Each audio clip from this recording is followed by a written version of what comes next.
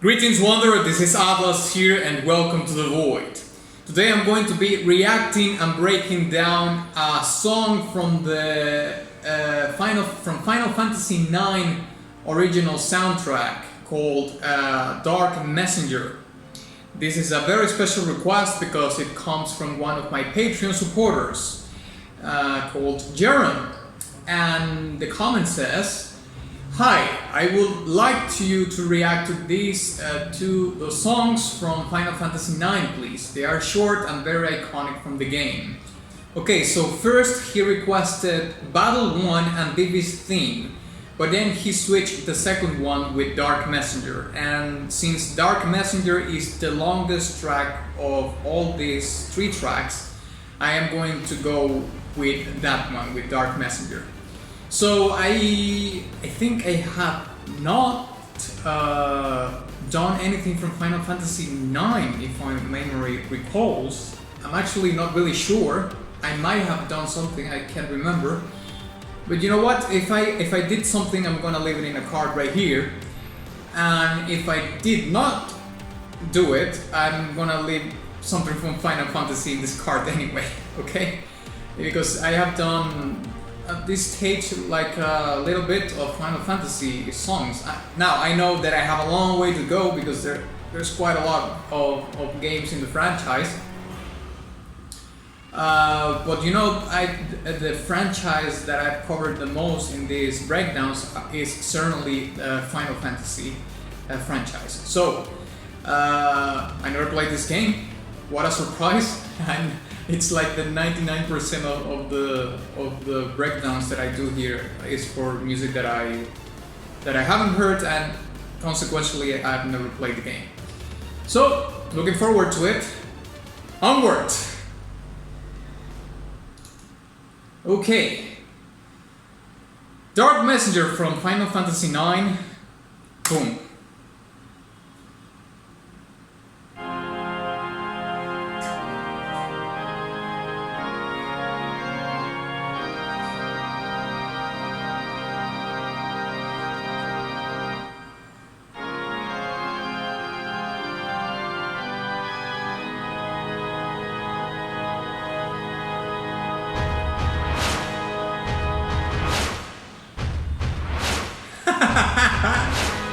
Is this like Foreboding Queen or something like that?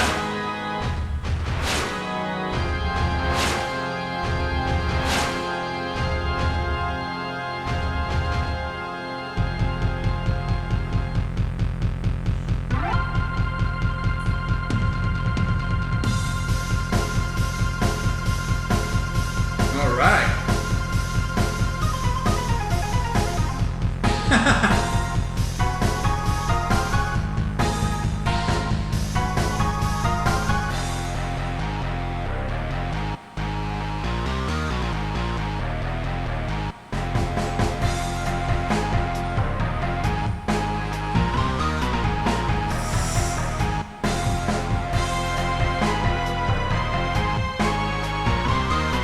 This is like straight from progressive rock from the 70s, like Rush or something like that.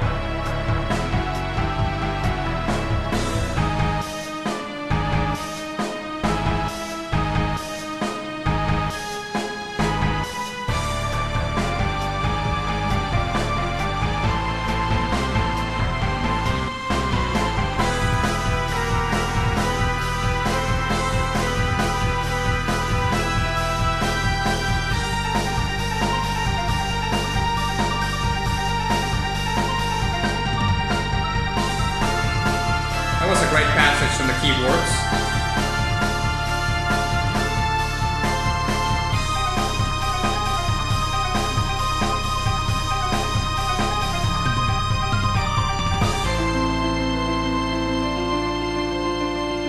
Great transition.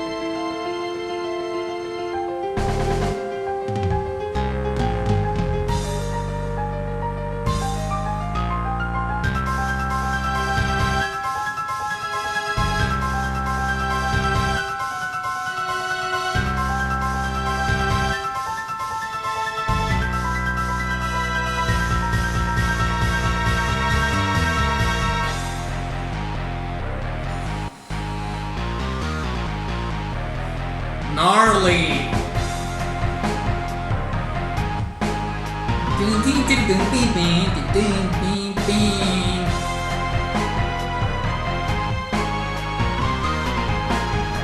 You know, this, I'm just gonna leave it for the breakdown. Otherwise, I'm just gonna blabber too much.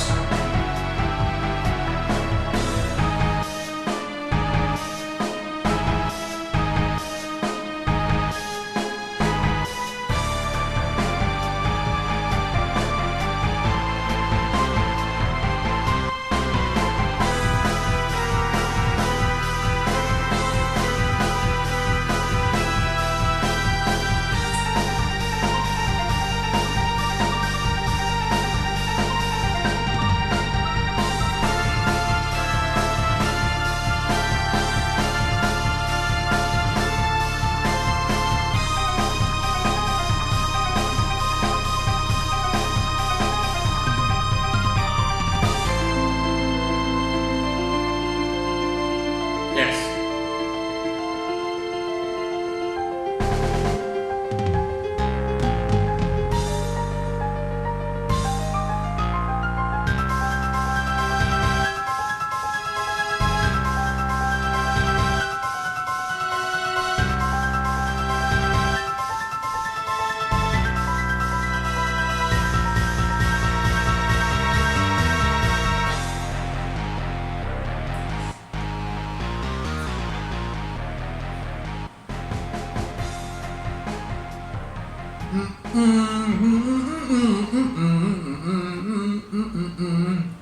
And it fades out. Yeah.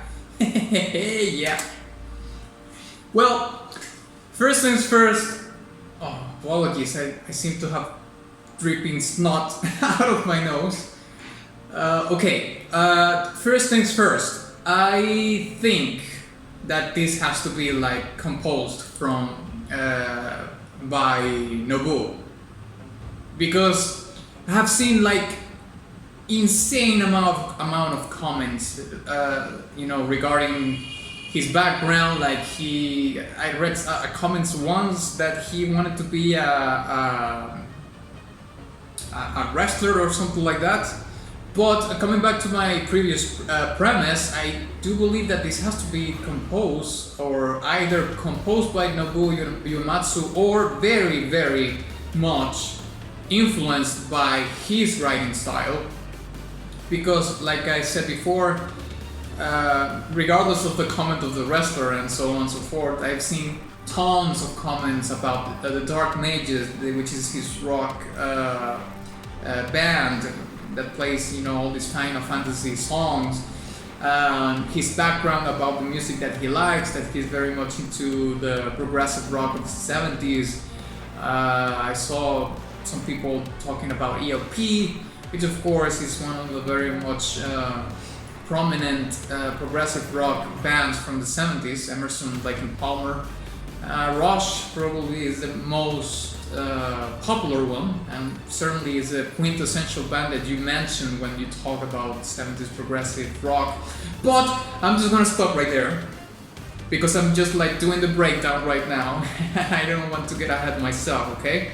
But we're going to be talking, of course, about the genre of the music, which is progressive rock, the instruments that are used, because this is not like you know, this is very synthetic in the sound. And also we're going to be talking about the sections, how the transitions play with each other in tone, and how they change from one another, okay? So let's break it down.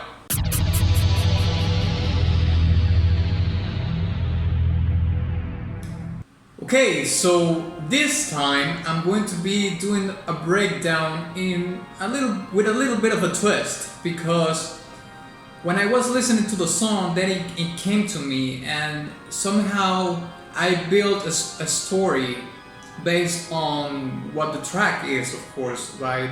The arrangements and the composition of it. And I think that the best starting point that I can, the best premise as a starting point is the title of the track, which is Dark Messenger. Now, I don't know if the Dark Messenger is a character, okay? I'm leading to believe that it is a character in the game based on the arrangements and the composition of this track. Not only by the title, I mean the title is pretty much a giveaway to make you think that it could be a character song. But I am gonna stick with my guns here and say that it is a character song for the story that I'm about to tell you right now. Do you remember that I was mentioning this comment I read about Nobuo Uematsu wanting to be a wrestler once upon a time in his life? Well, imagine this. You are in this big event, this big WWE event, wrestling match. You're one of the person that is in the crowd, and the fight is about to start. It's a very big event, and all the lights turn off, and everyone knows that the fight is about to start. The wrestling match is about to start, and you start hearing that organ chord progression which is the thing that opens the song, and everybody goes crazy. Like they know who is coming, but the chord progression is just building it up. Because one thing that I want to mention here is that this organ, the sound of it, is not like the organ that you would hear in a 70s rock band. I mean, not most of the time. Sometimes you could.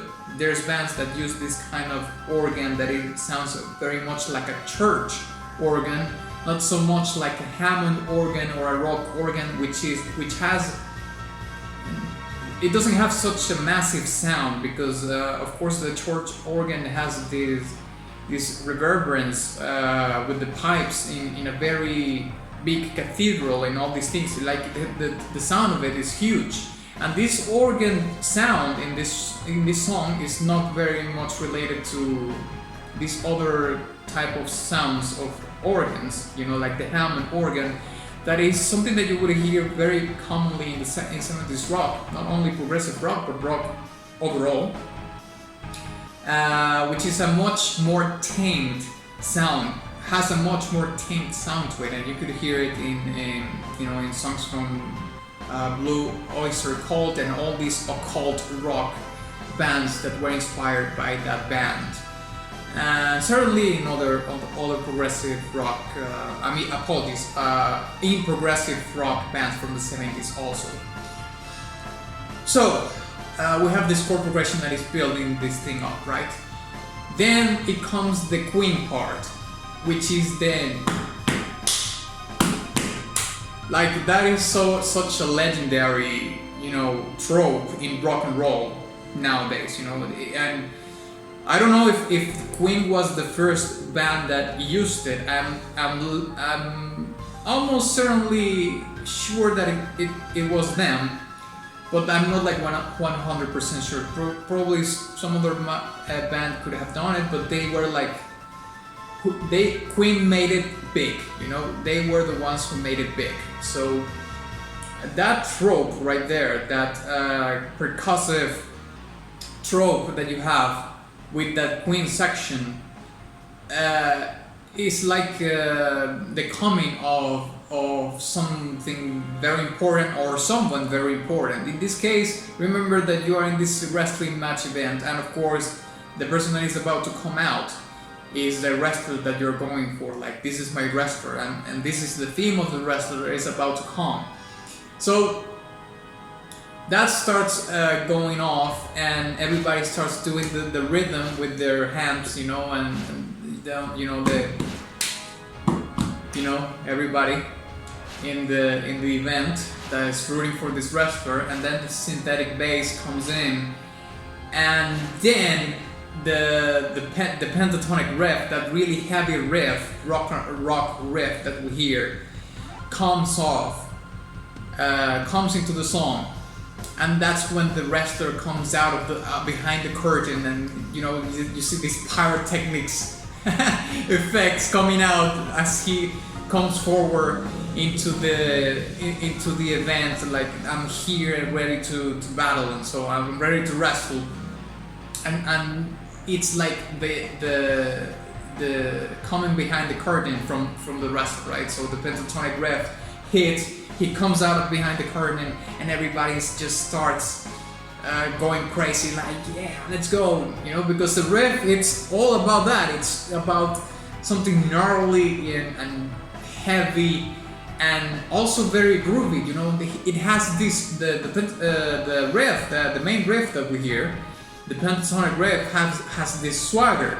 So imagine this wrestler coming out to fight with this swagger that is so much given by the music, of course.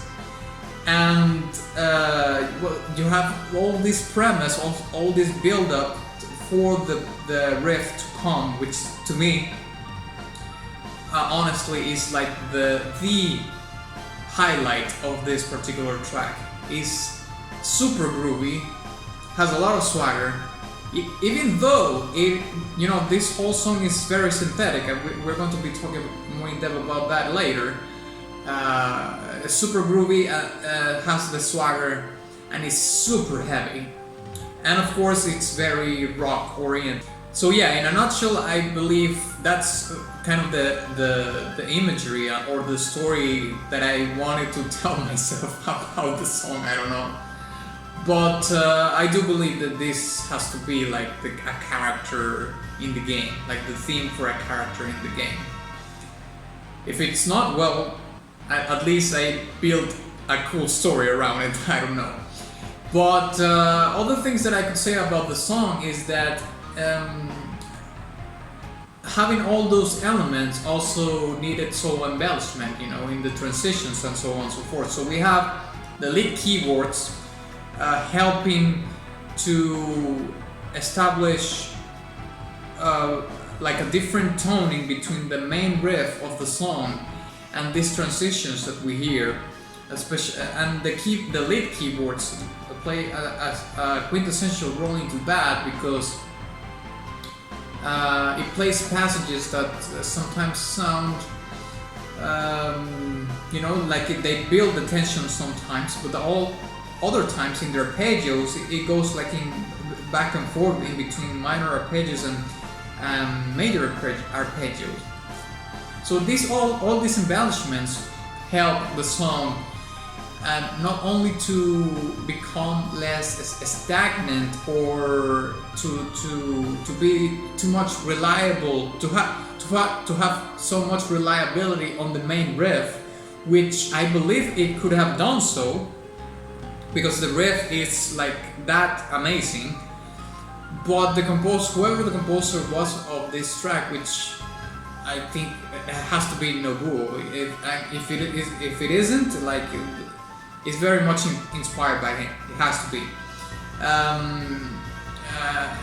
He said no, like, you know, let's spice it up a bit. Let's do some arrangements and add a little bit more to the track, so it doesn't feel like stale, or like go the easy way and just rely on the main riff, which, like I said before, could have the composer could have done very much that, but decided to, you know, do the work and do something extra, put some more effort into it, and not just go towards the easy part. Because I'm pretty sure that when the composer made this track and came up with this riff, he said, I know this riff is too good, and I know that people is gonna be, you know, sold on the track, maybe either on the Queen part, like that percussive part what we hear, or when the main riff comes in.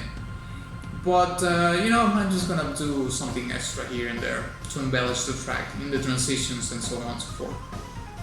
So yeah, to close my commentary, I could probably talk about a little bit more about the genres that are present in this track, and also the synthetic character that he has, the synthetic tone that he has. Because, well, as it goes for genres, I believe this is a pretty much progressive rock song. It's not progressive metal. I wouldn't say it's progressive metal. However, I do think that we have the Queen part, which is very, very recognizable. But in the main riff, I would say that there's a very much influence from Black Sabbath in the heaviness of the riff, because not that sort of heaviness, you know, and the tempo at which this riff is played is so much. I hear so much Tony Iommi in the riff. Like, it's very Black Sabbath. So Black Sabbath is not necessarily a progressive rock band by any means. Certainly, it became like a metal band afterwards. But you know, they first were like a proto metal band that had this doom feel to it. Wasn't quite metal yet, and this occult rock. A little bit of that underlying the sheets, let's say. But yeah, that pentatonic riff that we hear has a lot of that, and I don't think that riff has so much from the progressive rock bands. Overall, the track has a lot of the progressive rock from the 70s.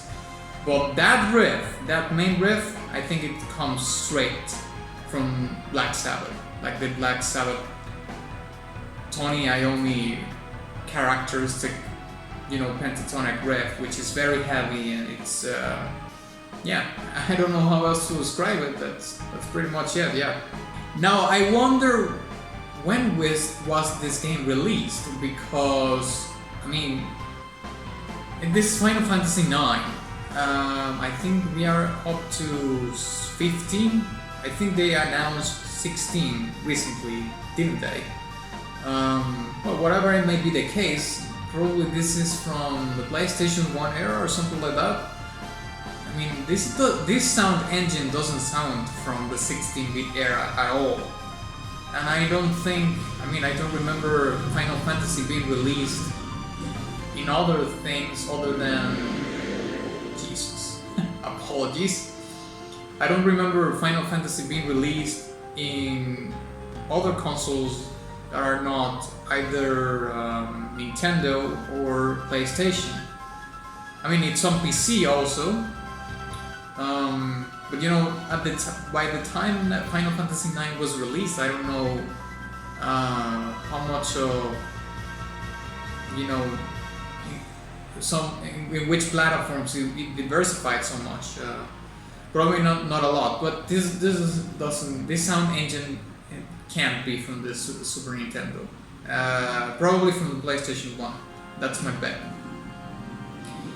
At the most, the PlayStation 2, like at the most. But I believe this was either released in PlayStation 1 or very early in the PlayStation 2, like, or maybe it was released like in PlayStation 1 and was ported to PlayStation 2, like at the beginning, at the release or something like that.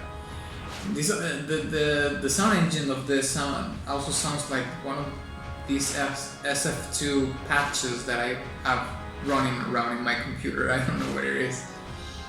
But yeah, so certainly the sound is very synthetic, and I think it actually helps the track a little bit push into this gnarliness, because the bass,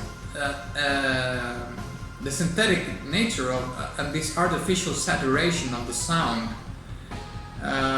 made it sound more gnarly in a way. I don't know why, but it actually sounds that way. Okay, so yeah, I think I'm gonna give this track a golden badge. Really, really cool song. Love the chord progression of the organ.